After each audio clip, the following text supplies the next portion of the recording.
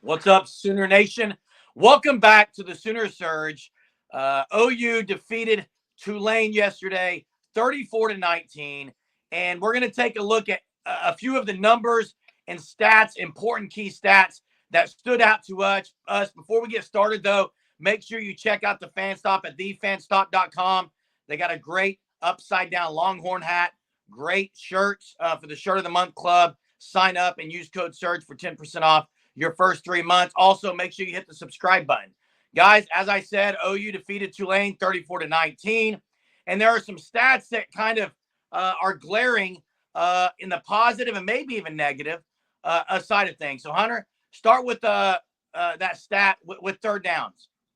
Yeah, third downs have been, I think, the most important stat for Oklahoma in a bad way through the first 2 weeks of the season. They improved in game 3 against Tulane, but entering the Tulane game, they were ranked 131st out of 133 teams in third down conversions, 5 of 26. That is awful, unacceptable, something that will lose you just about every game you're going to play in the SEC. Oklahoma improved, though, against Tulane game 3, 50%, 8 of 16 in the third down category. And I mean, one thing to note as to why they improved on first down, not as far behind the sticks when it gets to third down. Their average first down gain was 5.4 yards. Their average third down distance was 6.6. Oklahoma was really good in the first half on converting third downs. That's one thing to note. I mean, first quarter, 5 of 6. Second quarter, 1 of 2. So a significant improvement in the second half. It started to fall off as really the entire team started to cool down in that second half. And that's how Oklahoma finished 8 of 16. You look in the third quarter, 1 of 3. Fourth quarter, this is the most important quarter of the game, especially when it's at one point a one possession game following the pick 6. Oklahoma was 1 of 5. So they showed improvement. Still didn't show 60 minutes of improvement in third down. So something to still monitor when Tennessee's coming to town and College Game Day is going to be there for the top 15 matchup. Yeah, Hunter, I'd be willing to bet, I haven't looked at the numbers, but in the fourth quarter, I felt like they were behind the chains a lot in the fourth quarter. They had penalties. They had nothing on first down. And when you do that, that kind of leads to third and long. And I mean, I know they had multiple penalties on first down, if I remember right, but kind of gets you behind the 8 ball, like you said. One stat I'm going to talk about and a number I'm going to talk about is we've all talked about it. We've talked to fans about it. The explosive plays on offense they really haven't been there. And if you go look at total yards, guys, I saw this stat. This is, I think, tweeted out by Caden McFarland today or this morning about Oklahoma has not had over 400 yards total offense in 3 straight games. And that's the first time since 2006 that has happened. 2006. And I kind of want to look at that year for a little bit, because that year they didn't have an explosive offense, really. I mean, if you look at Paul Thompson was the quarterback, Adrian Peterson was on that team, and they had, I think, a few games where they put up in the 30s, and then the Boise State game they put in the 40s in the bowl game. But they were winning games 28-17, 24-20. I mean, you could say there could be some similarities based on how they were winning games that year through what OU's done for the first 3 games, relying on the defense, pinning them back. Luke Elzinga has been great this year at punting the ball, pinning back, playing field position. But overall, for an OU offense not to have 400 total yards through 3 games, and with the cupcake schedule they had through 3 games, that's one of the most crazy stats. If you'd have told me before the season, there's no way anybody would have predicted that. With Temple, Houston, and Tulane, and not even that, I don't have the number in front of me, but Jackson Arnold hasn't thrown for over 200 yards in 3 straight games either. They haven't had a 100-yard rusher in 3 straight games. Just overall offensively, it hasn't been good. And now you're going against the number 2 total defense in the nation in Tennessee. And by the way, the number 2 total offense as well in Tennessee. But defensively, it's by far and away your biggest test to date. Might be your biggest test for the year. We'll see. Tennessee looks like the real deal defensively, haven't allowed an offensive touchdown all year. I wouldn't say this would be the week for Oklahoma to get together offensively, but they're going to have to, because I think they're going to have to score at least 28 to win this game on Saturday. Yeah, real quick to piggyback off of that, Jay. Big play category for passing downs, gain of 15-plus yards. For rushing downs, gain of 10.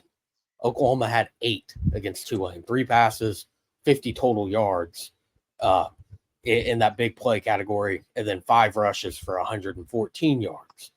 How many of those? The defense has been great on the ground for Arnold. Was 4 of those? 3 of them. Okay. 47, 17, 24. Javonte Barnes, 14 and 12. And again, the defense has been great for Oklahoma. It's been the backbone of the team. They have played what you expect year 3 for Brent Venables to look like. The defense gave up more big plays than Oklahoma had. They gave up 10 in that big play category. So, again, just crazy to see how the offense has been something that Oklahoma fans are not accustomed to at all. Yeah, Jay and Hunter, both of your points will lead into my next point. Jay, you said, and it's a fact, the offense has not been very explosive at all. They're not getting the ball down the field. They're not stretching out the defense.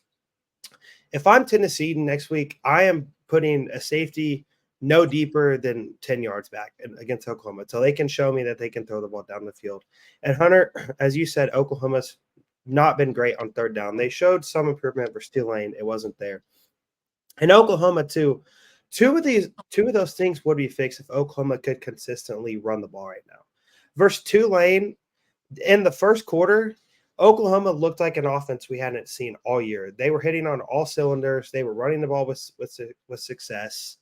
They were able to hit on chunk plays in the passing game. It wasn't like 20, 25-yard passes, but they were really able to move the ball versus Tulane early. And then things just started to sputter whenever Oklahoma couldn't run the ball with success. And on the year, outside of Jackson Arnold, you cannot say that anyone has ran the ball with a ton of success. Taylor Tatum has been the lone bright spot with 15 carries for 102 yards. Javonte Barnes is 31 carries for 126 yards. And Gavin Sawchuk has 16 carries for 35 yards. That's just not very good. That's not a standard at Oklahoma. The offensive line has not played up to the standard as well. And Oklahoma right now, offensively, if they even want to have a chance against Tennessee, they're going to have to be able to take pressure off Jackson Arnold, Javonte Barnes, Taylor Tatum, Gavin Sawchuk, this offensive line. They're going to have to be able to get into a rhythm to be able to find more consistent success on the ground outside of a quarter or two of good football offensively.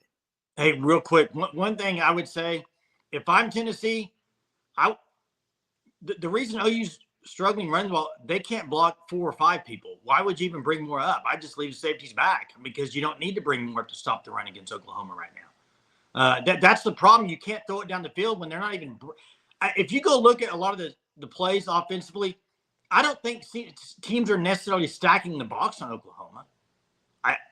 From what I've seen, I just don't think they're blocking even their man, and that's led to a lot of problems. But yeah, a stat that stands out because nobody, and I mean nobody, would have picked this as something to maybe look at stat-wise, but Jackson Arnold through 3 games has 36 carries. Now, I know some of those aren't carries because they're scrambles, but we've seen and we actually heard Seth Luttrell touch on this. They have gone to this more out of necessity than choice. That's a fact. Go listen to the post game. Out of necessity because they can't get anything going in the running game. Now, we need to point out, Jackson Arnold was a dual threat quarterback at a high school. It's not like he can't run the ball. But you ask all Sooner fans, this is not what they expected 3 games into the season. I think they thought it was going to be spotty. I think they thought it was going to be situational times where he would pull it out. To me, moving forward, guys, this has to be a staple in the offense, because I think what it does, it gives you an advantage to where you keep the defense at least guessing a little bit and trying to be staying at home because they don't know if the ball's coming inside or going outside. I think that's what this does for you. But the last guy to do this, to have double-digit carries in 3 straight games, I think you'd have to go back.